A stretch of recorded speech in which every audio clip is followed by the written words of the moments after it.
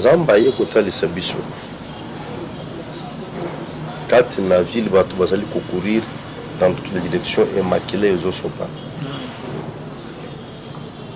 et bazoloba nini bawomi mokonzi ya mboka. Donc papa c'est comme si Azan habite mon maca par rapport à Banini Baboumae, assassiné ou comment, je ne sais pas par rapport à Vision. Ok, nous allons y arriver. Ok, c'est ça.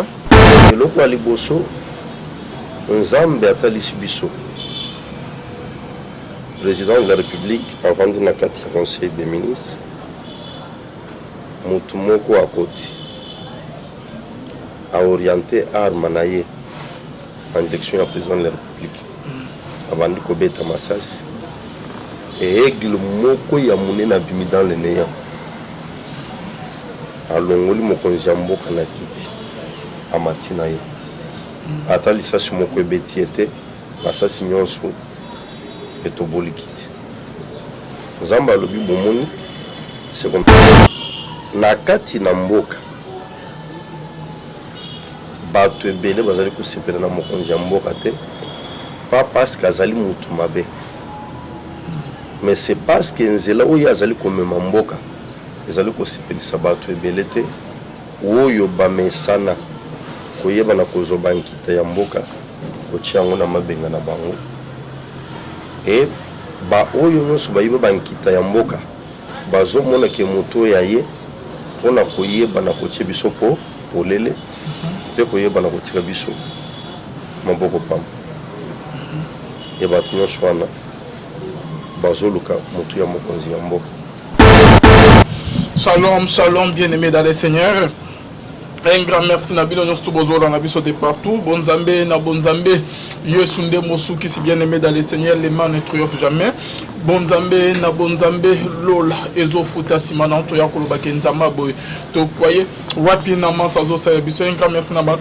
Des connus tout balanda biso basutena biso là je vois le pasteur fait amis si à la bouche autorisée de l'Éternel depuis Zurich na filo moko ya motema bibense donc depuis l'on peine maman Gisèle Luke le motema papa Emmanuel na Boston les frères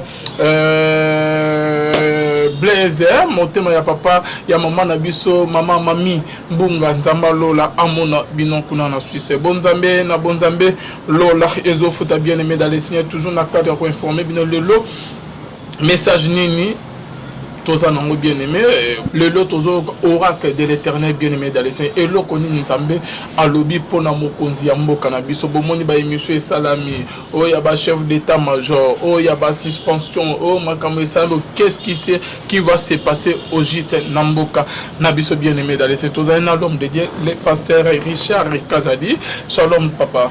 Shalom. Bonne santé papa na ngai tenango na nzambe lido bana bande bazolanda yo na pesi bande bonyo sombote na kombo na Yesu de partout où nous suivez.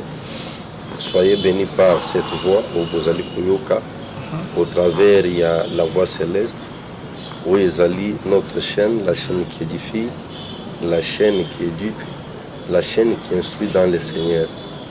Et Toye Banakosa la confiance la chaîne Nabiso et Toye Banakosa la désuite. Au contraire, nous serons toujours édifiés.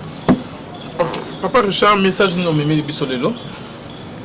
Ok, message na mimi. Ezali message etali mokonzi ya mboka. Mais na yete kuluka na kutana na mokonzi ya mboka. Ok. Na ye ko lancer des messages na basali na Nzambe ya solo. Na bana na Nzambe ya solo. Parce que c'est ce que Dieu nous a recommandé. Dans l'espace il y a 2 mois, Nzambe a talisi biso 3 fois mabungisi. Mabe. Il y a monde de ténèbres, le poulet à mokonzi ya mboka. Et le kwa liboso, Nzambe a talisi biso. Président de la République, avant de na kati conseil des ministres, Mutumoko Akoti a orienté Armanaye en direction du président de la République. Avant de kobeta masasi. Et aigle moko ya munena bimi dans le néant. alongoli mokonzi ya mboka na kiti amati na ye ata lisasi moko ebeti ete basasi nyonso etoboli kiti. Nzambe alobi bomoni, c'est comme ça que je les protège. Azana bitumba makasi mais bino église il faut boyeba na kosambela pana. Donc papa c'est comme si Azana bitumba makasi par rapport à banini ba bomaye ba assassiner ou comment, je ne sais pas par rapport à vision non. OK, nous allons y arriver. OK, c'est ça. La deuxième chose, Nzamba ye kotalisa biso. Kati na ville bato bazali courir dans toutes les directions et maquiller les osopa. Et bazolo banini bawomi mokonzi ya mboka.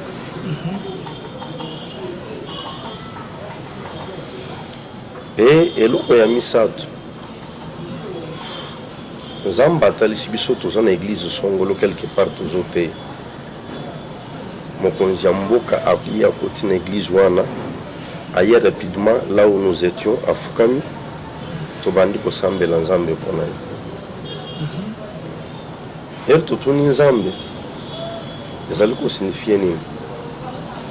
Nzambe alobi non bo lancer appel na bana na Nzambe nyonso oyo ya solo na basali na Nzambe oyo nyonso ya solo bayeba na kotelema na mabondeli mpona koyeba na kosoutenir mokonzi ya mboka. Na kati na mboka bato ebele bazali kosepela na mokonzi ya mboka te pas parce que azali mutu mabe mais c'est parce que nzela oyo azali komema mboka ezali kosepelisa bato ebele te oyo bamesana koyeba na kozoba nkita ya mboka kotia yango na mabenga na bango e ba oyo nyonso bayiba bankita ya mboka bazomona ke moto ya ye mpona koyeba na kotia biso po polele mpe koyeba na kotika biso maboko pamba e bato nyonso wana bazoluka motu ya mokonzi ya mboka. Et la deuxième chose, libanda ya mboka bamindele ebele bazali kosepela te parce que bakanisaki ke soki ye azwi bokonzi akotambola lolenge bao nyonso bazalaki liboso na ye batambolaki. Mais par le fait ke asukelaki na maloba te mais oyo alobaki azali kati na kotravaye mpo yeba na kolata nzoto ebele bazomona ke baza na kati ya koperdre. Na este ya mboka na oyo etali bankita na biso oyo mindele ebele bakomisaki ya bango biso bakongole toyeba na kosouffrir makambo azobimisa ya prévoir ba contrat mini ainsi de suite nyonso wana elukeli yebi tu. Et nde Nzambe azosenga peuple congolais yokangai mboka oyo tosouffrir mingi tozali na posa yake mokonzi ya mboka actuel asala moke oyo ya kosala oyo akoya nsima na ye ayeba na kocontinue parce que toza déjà sur la bonne voie ya bareforme na makambo ebele toyeba na kondima te kozongisa mboka na biso nsima na koyeba na kosimba makila ya mokonzi ya mboka. Et biso église toyeba na comprendre que bolamu na mboka ezali menacé. Mwana na Nzambe nyonso place ozali même ceux qui olingaka mokonzi ya mboka te linga mboka na ye parce que aza moto akoyeba na koleka kokufa ya mokonzi nyonso ya mboka mzee akufi lelo tozo regrette 18 ans ya nsima ya mzee sinon tozolela et 18 ans c'est trop. Et s'il arrive que biso tosambeli te mabe moko ekomi posons-nous la question, Yambalo, il y a la 18, il y a la 20, il y a la 30, encore il y a souffrance de combien? C'est la question que nous devons nous poser.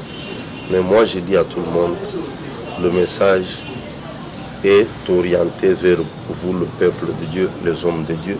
Mobilisons-nous, prions pour la protection de notre président de la République, quel que soit les mercenaires, ou bazo bongisa, ou talibanda, quel que soit ou bako yeba na côté le miselo la mutinerie kati na armée ou bien kati na entourage naye zamba yeba na confondre toutes ces personnes.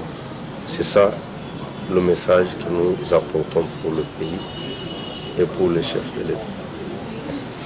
Papa Richard, Nakoyoko Koloba, c'est comme si il y a un groupe de gens qui ont préparé pour éliminer le chef de l'État, papa. Ils ont contre bazo localiwana ndengenza matalisio. Effectivement, na lobeli ndengenza matalisio. Kezana ba congolais au baza d'accord te, les appels na bato libanda au baza d'accord na ye. Bon. L'homme de Dieu par rapport à pourquoi baza d'accord na yete et pourquoi nza matalisio message wana eli ko laksanini président Fachi nde azali mokonzo ki aponani na nzambe selon volonté ya nzambe ou comment pourquoi ka Nzambe a dévoilé plan wana o ki baningi basala contre ye.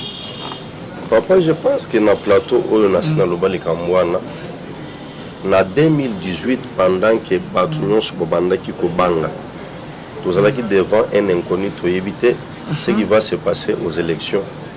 Après les élections, Batounon Bobanda qui kobanga parce que Kabila ne voulait pas lâcher le pouvoir. Et bisogno sto sombe biloko kolia to rotsa na ba na banda eza situation motuno soyé. Et biso to zala ki kati na mabonde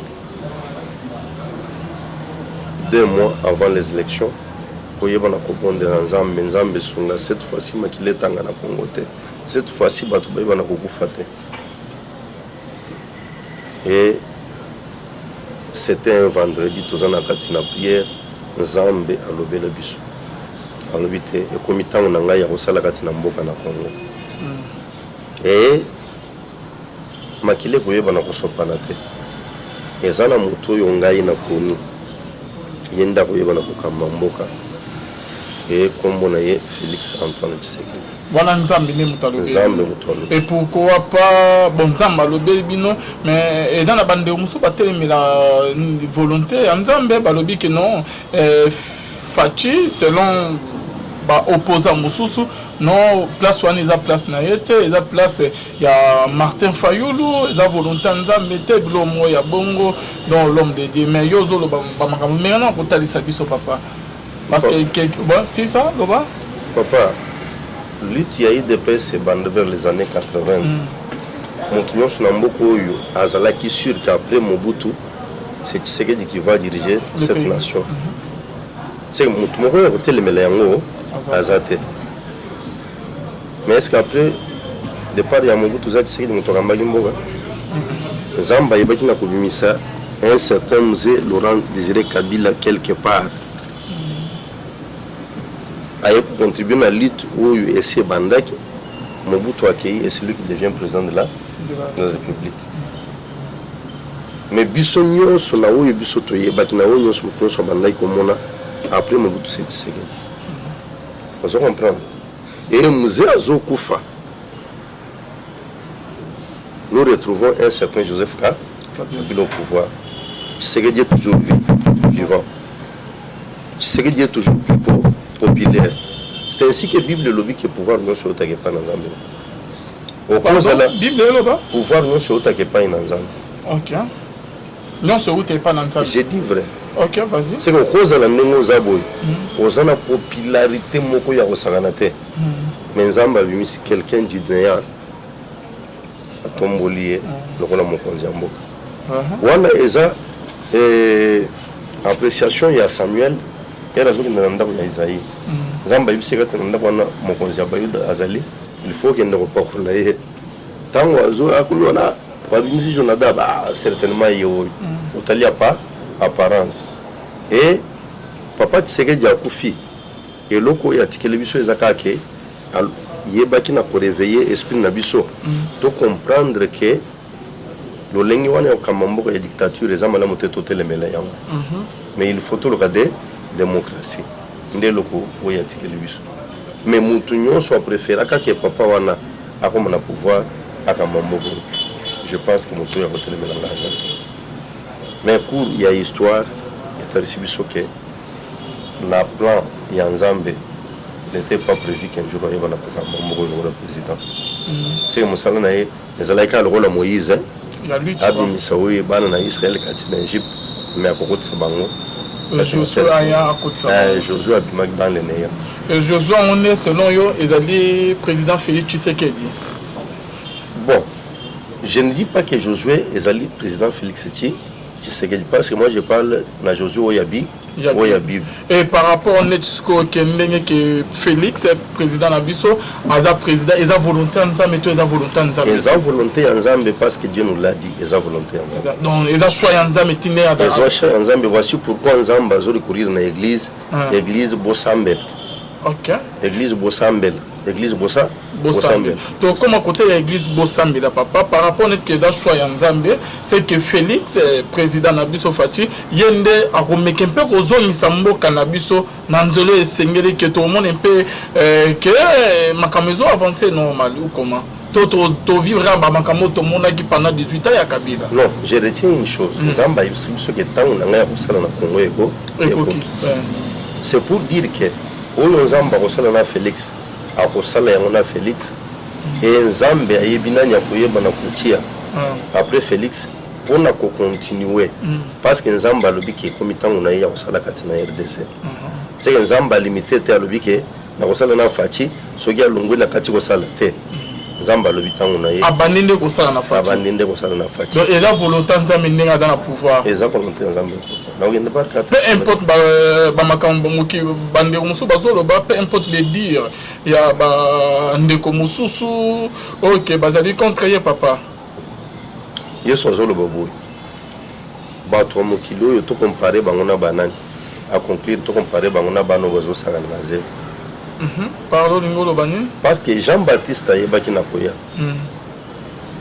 azoli na bato te akei ko vanda na Zamba na désert balobi Zamba azaya Nzambe taza mutu mabe ndenge ni akovanda na kati na bato akei kovanda na esobe epo yaliaka na bato mais yesu aye abandi kolia na bato abandi komela na bato azonga na bato komi asala botala moto azolia na basu moto botala boye na boye c'est que c'est ça lolenge ya bato ya mokili moto ya mokili aza ndenge nini la politique les lois en eloko toujours bien fanatisme c'est-à-dire quoi leader na biso est telle personne toujours se battre qui a comme na bokonzi ce qui a juité moto ya joana il faut to critiquer mais mabeo ezakati na mboka na biso critique na biso ezalaka critique ou ezali ko construire te mais la critique ou ezali ko détruire la critique ou ezali accompagner na dose ya haine kati na yango et koyokela ngona kati na langage. C'est ainsi que Mabé à peuple congolais, je le disais ce matin à quelqu'un, peuple congolais, à mon avis, ce qui est négatif. Ce qui est positif, peuple congolais, à l'obéla Kangote. C'est ainsi qu'aujourd'hui, Namilé à Batoyo Lobiwana, ce qui est ok, au Koyoka discours Yamotuna et Bandekino Nasuka, à côté de la félicité, mon Konziamboka, t'es quand même na place tel, Gamboya Saleza Malam, mais vraiment il faut que ça soit ça le voyer. Après il soit azo salé le côté depuis qu'ils ont le pouvoir à saluer le comment tout le monde changement mon côté. Parce qu'on n'est pas au Lobaké, la voix bon Balobarake, la voix du Père c'est la voix de Dieu. Il a une part biblique. C'est pas biblique. Il y a une partie ok bon au niveau Baksani parce que dans le Bible Bible zoloba kolanda bato belete na kobunga na bango parce que bazali ebele. Ah bon? Vous comprenez? Parce que ba o bazo telemi la fati baza contrer baza na bobungi. C'est ndenga na zolo. OK, vas-y papa. Na lobia critique bazo sala. Vous comprenez? Okokuta ke bango na batanga ya oyo eza quand même positif de jusque là. Mais bango bazo la kisaka ko ezama mabe. Oyo azali incapable ya kosa ya kosala. et na domaine boye est-ce qu'il y a sala boye et simbi a sali boye ndeko mon non. Moi je dis ceci. Moïse Nzambe moto azwaki Moïse alobi amemba na Israël na terre promise. Nakatia esobe. Moïse n'a pas rencontré de difficultés. Quand on a une difficulté. Mais voilà, pour nous qui est pas in Nzambe, abanda qui kozonga toujours le pas in Nzambe. Nzambe yo mutu ochenga likolo ya peuple yo na kambaba. Tala mena peuple yo bandi kotelemela ngai parce que bazangi eloko boye. Parce que eloko boye ezali difficile. Nzambe a trouvé son solution. Et le ngiko lobate que soki mutu aponami et pas in Nzambe, c'est que nyonso kotambola vers non ce n'est pas ça. C'est ce que Dieu veut dire. Mais au moins parce que Nzamba lobi ki zatanga na ya kosala, il y a des domaines où tu koyeba na komona ke na mandat oyo. Peut-être na domaine boy Nzambe asa asali. Nous lève. Et pourquoi pas que Nzambe ye moko akoki osala ki a protéger mokonzi na mboka na biso contre ba ennemi na ba o bazoluka ke ba ko isa tête na papa mais azo senga biso sous peuple que église et prière mokonzi. Pourquoi? Papa. Au lieu que David a été établi par Dieu, mais il a été la protection. Mais Dieu le pouvait les protéger lui-même. Comment ça? Mais quand on a la protection de lui, il a été armé, il a été basuta. Ok. Mais Dieu lui-même pouvait aussi les protéger. Est-ce que vous voyez que David a été chassé dans le pouvoir par son propre fils qui voulait l'assassiner? Mais Azalaki na volonté na Nzambe établi par Dieu, l'homme selon le cœur de l'Éternel. Vous comprenez? C'est pour dire que il y a la part de Dieu, il y a la part de l'homme. L'action, la vision, le bosso, le message, le bosso. Et babeti masasi, aigle moko ya munena bimi amemi. Aigle les animes, aigle les image Nzambe qui est le grand aigle. Parce que munene ya aigle wana eza aigle moko nanu tomona te munene ya aigle wana. C'est physiquement comme ça et yebaka nako nanu dimension wana ezalaka te.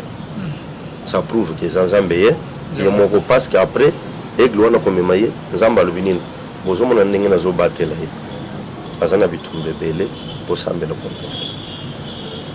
C'est que c'est ça Dieu. Bon ça me prend Nzambe alobi église ni tozana ba confession ebele papa.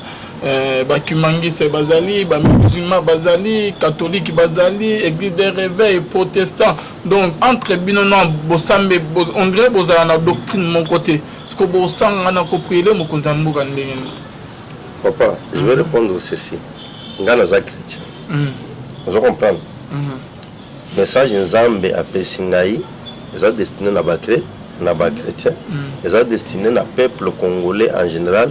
Motu nyonso oyo alingi mboka na ye bana kosambe soki asambelaka Nzambe ya solo Nzambe ya solo koyoka ye soki asambelaka Nzambe ya lokuta akolekisa ta na ye pamba pulunia parce que Nzambe wana akosala eloko moko te mpona mokonzi ya mboka parce que mokonzi ya mboka aza établi te pa Nzambe oyo ya ye wana aza établi pa Nzambe oyo ya lolo. Parce que papa nande olobi ke bosemeli bosangana bo prier eza te nalobi tosangana te na lancer appel na basali na Nzambe ya solo na bana na Nzambe ya solo motu nyonso place azali assemble mpona mokonzi ya mboka. C'est ce que j'ai dit. Donc basa me bisika bazwani motu nyonso place azali on n'a pas besoin de se retrouver pour la poser. Et cette prière est conditionnée papa. Ambisi ezalaki neti ke prière bo mokonzi ya mboka fatinela bino bosangana na stade ndenge esalama yoza contre ndenge ke baconfession nyonso tu basangana awa mpona kopriere mboka kopriere mokonzi ya mboka. Bavérité wana moto oyo asangisa bato na stade deni lesi boyokaki bavérité te après ya bambongo bango baliaki na baaventure oyo basalaki mama Olive. Et maintenant ezalaki ya Nzambe te ezalaki koluka mbongo c'est connu de tous.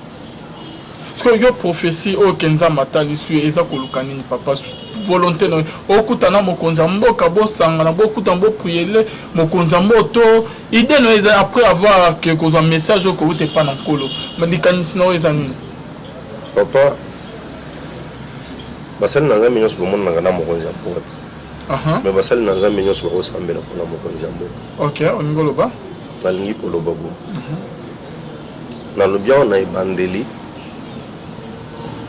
na message na ngai soki oyoki début jusqu'à la fin nalobi te ke message eza destiné na mokonzi ya mboka abengisa ngai po tosolola te napesi message parce que eza destiné na mokonzi ya mboka te eza destiné na bakongole oyo basambelaka mais kotalisa ke vi ya mokonzi ya mboka eza en danger tobondela mpona mokonzi ya mboka point très.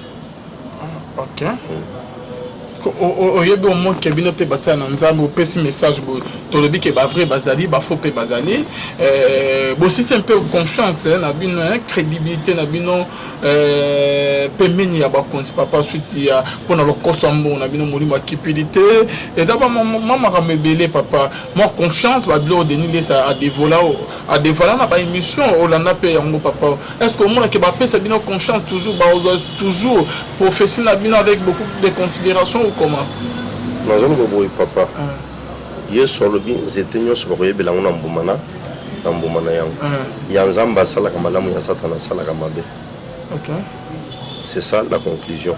Et Bible elobi moto oyo azalaki ya cupidité kipida kokota na bokonzi na nzambe te maintenant soki akoti na bokonzi na nzambe te aza ya nzambe bien aza ya satana soki aza ya satana mais retenir tout simplement ke soki balobi ke eloko oyo eza faux c'est que les faux par rapport à où ils sont livrés. C'est qu'on ne peut pas parler de faux sans que les vrais va exister. C'est-à-dire, basali nazambe solo namboko bazali, bana nazambe solo bazali. Ok papa, toujours il y a bana nzambe ya solo bazali, basali nzambe ya solo bazali. Parce que par rapport net ko beti lisolo ya ndeko na bino moko ba collègue na bino de nièce na ne peut to comme mona e azo dévoiler ba makambo na bino bosala en secret papa réaction na ko zani papa. Te makambo na bango basalaka. Ah bon? Eza makambo ba basala. Mais yo que tu fais partie na basala na nzambe. Te na lobi boye.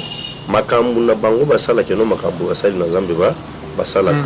Parce que basali na nzambe nous avons pour vocation koyeba na côté le bananza na nzambe kosambela pona mboka kosambela pona bana na nzambe et mosali na nzambe azali appelé ya koyeba na kozala kipide te soki bapesi elo azwi soki bapesi te il n'a rien à réclamer mais bande kona bango pe mutu bakenda kosala ba proposition ebele tosangisa bato na stade boye na boye ezaka bango to bande kokende kosala ba proposition wana vous comprenez.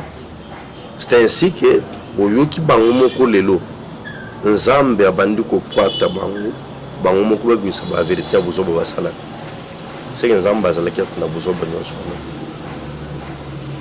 Merci beaucoup Papa Richard Kazadi d'être venu. Mais l'article caméra, article 5 à 8 minutes papa, au pesa bandeko message ya suka ponamboka, au PCP bango message na ba o ba na ba situation moi passe moi exhortation pendant juste 5 à 8 minutes papa, au tali boso caméra pe au PC votre numéro de contact na suka papa. Merci na ba o nyonso bala na biso na tikibino na mabo ya pasteur Richard Kazadi.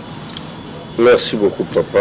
Zambe na lola aye banako pambola yo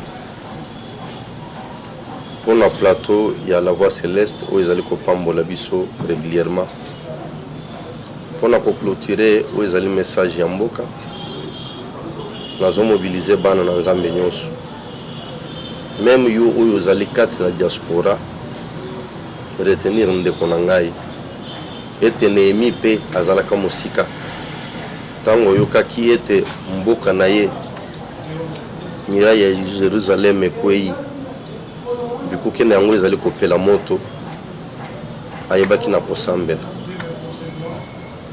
nzambe azali koloba tosambela mpona mboka oyo tozali kobika kati na yango parce que bolamu na biso ezali kodépendre na mboka liwo ya mze esepelisaka bato mosusu mais plongeaka nde mboka ya Congo kati na pasi.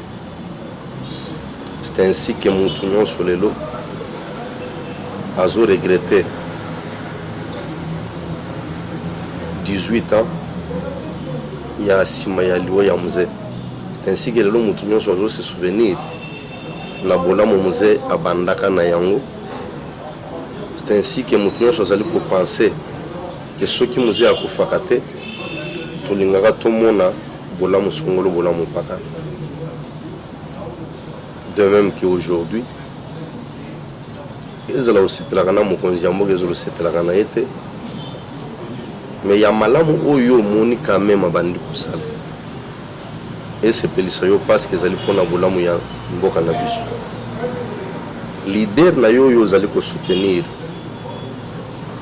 ekozala malamu soki ayelobi akuti libanga oyo ndeko mosusu atongi ye moko mpe abakisi likolo na yango, je m'excuse, et non ayeba na kose retrouver aye akutiki eloko moko ezali te abandeli à zéro ekosala ke ye pe tour na ye à connaître les mêmes difficultés, peut-être 5 ans et les cas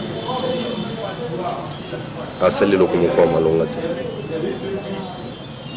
Et mpona koyeba na kota silisa kati na mukanda ya Ezekiel tozali komona lisolo ya osma desséché.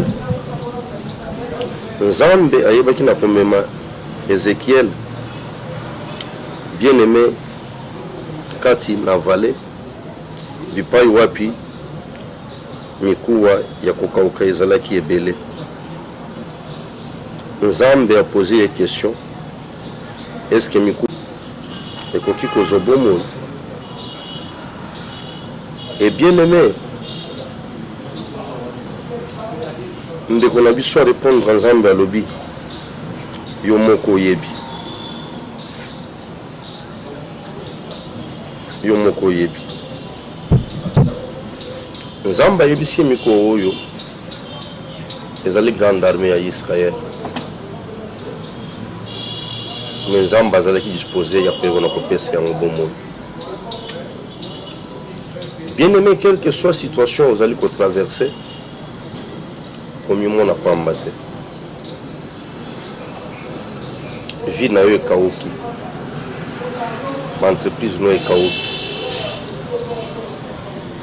libala no ekauki, même santé no ekauki. Elengi koloba te ete okomi na suka ya vie na yo. Nzambe azali na bolamu moko alingi koyeba na kosalela ntango ozali kolanda biso na émission oyo ekufi. Nzambe azalaka na makoki ya koyeba na kozongisela yango bomoi. Oyo elali Nzambe azali na makoki ya kolamwisa yango. Oyo etelemi Nzambe azali na makoki ya koyeba na kotambwisa yango. C'est ainsi que yoka ngai mokakatani ya Bethesda alobaki naza na moto te mpona kobwaka ngai na mai, mais ce jour là moto amonanaki ezalaki Yesu Kristo. Ayebaki na kobwakama na mai te, me na liloba ya pamba ayebaki bien aimé na kotelema zwi mbetu na ye atamboli. E yo mpe oyo ozali koyoka biso ntango ozali kolanda message oyo eyebi miso 4 des espoirs. Écoute so bien aimé na saison ya foi, on dit que par la puissance du nom de Jésus, la guérison, les miracles sont possibles pour toi. Nzambe aza na makoki ya kozongisa kimia kati na foyer na yo. Nzambe aza na makoki ya koyeba na kozongisa abondance kati na entreprise na yo.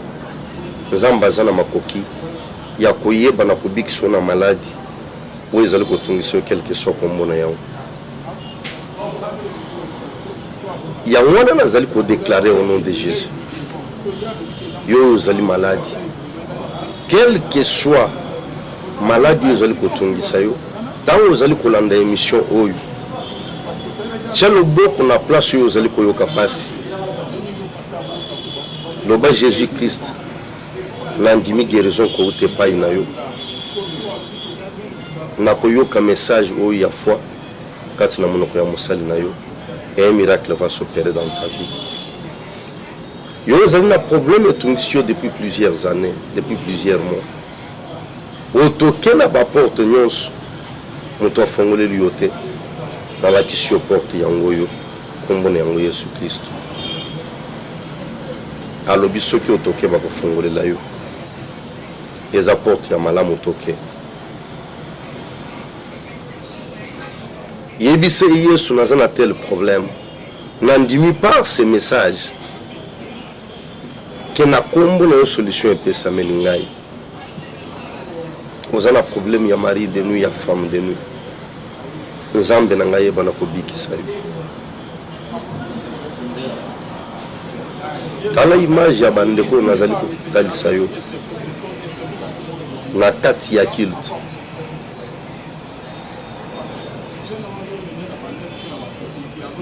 Nzambe na lola sepeli koyeba na kokangola bango.